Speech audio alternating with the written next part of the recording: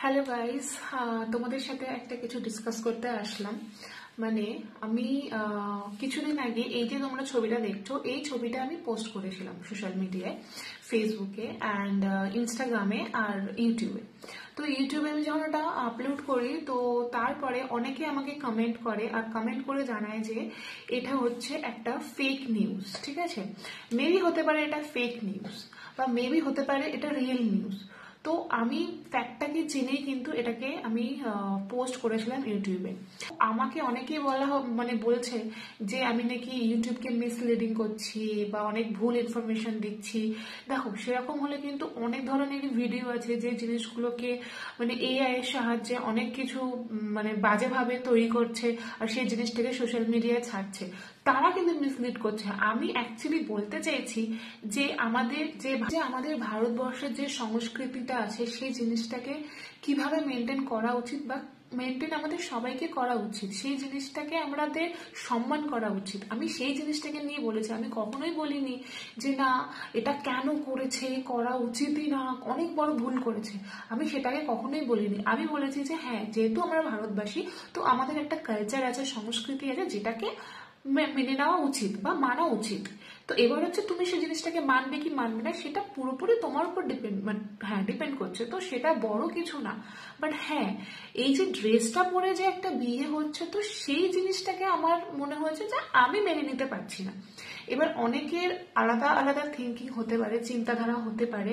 তো আমি সেই ব্যাপারেই বলেছি, আমি আর কিছু বলিনি যে না মেনে নেওয়া যাচ্ছেই না, কেন করেছে, তাকে সাজা দেওয়া উচিত, তাকে শাস্তি দেওয়া উচিত, পানিশ করা উচিত। আমি এই ধরনের কিছুই বলিনি। দেখো, এখন সবাই মডার্ন, এই যুগের সাথে সব মেয়েরাই মডার্ন। ঠিক আছে, আমি বলছি না যে কারোর মডার্ন হওয়াটাও ভুল। অবভিয়াসলি আমি নিজেই মডার্ন হতে চাই, আরো বেশি আমি ভালোভাবে নিজেকে মানে তৈরি করতে চাই, আরো মডার্ন হতে চাই। বাট আমি বলেছি যে সবকিছুর একটা মান আছে, সবকিছুর একটা সম্মান আছে, সেই জিনিসটাকে করা উচিত। বিয়ে হচ্ছে একটা আমাদের সাংস্কৃতিক কালচার, মানে সেই জিনিসটাকে আমাদের মানে মাথায় তুলে রাখা উচিত, তাই না? তো ওই জিনিসটাকে যখন আমি দেখেছি যে একটা কেউ বিকিনি পরে বিয়ে করছে, তো ওটা আমার মনে হয়েছে যে না মানে মানে আমি মেনে নিতে পারিনি আর কি, সেটাই আমি বলেছি। এবার তোমাদের ব্যাপার, তোমরা কি করছো না করছো, কে কি ড্রেস পরবে কি না পরবে, কারণ আমরা কখনোই বলতে পারি না যে তুমি এই ড্রেসটা পরবে না, তুমি এই ড্রেসটা পরবে না, এই ড্রেসটা পরা ভুল। যার যেটা ভালো লাগবে সে সেটা পরবে। বাট আমরা যেহেতু ইন্ডিয়ান ভারতবাসী, তো সেই জন্য স্পেশালি এই ম্যারেজটাকে এরকম ভাবে আমি মেনে নিতে পারছি না।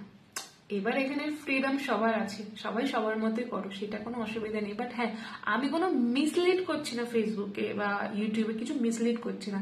হ্যাঁ, তোমাদের অনেকের মনে হয়েছে যে জিনিসটা হয়তো ভুল, maybe I am wrong, but আমি কিন্তু কোনো মিসলিড করছি না। আমি জাস্ট বলেছি যে আমার মনে হয়েছে মেনে নেওয়া যাচ্ছে না, মানে আমি মেনে নিতে পারছি না, সেটা কিন্তু আমি বলেছি। বাট তোমাদের আলাদা আলাদা থিঙ্কিং হতেই পারে, তো তোমরা সেই জিনিসটাকে মানতেই পারো। তো মিসলিড করার কিছু হয়নি এখানে। সো আমি জাস্ট এটাই বলবো যে আমাকে এইভাবে প্লিজ বলো না। আমি একটা ভালো থিঙ্কিং নিয়েই জিনিসটাকে আমি আনার চেষ্টা করেছিলাম ইউটিউবে।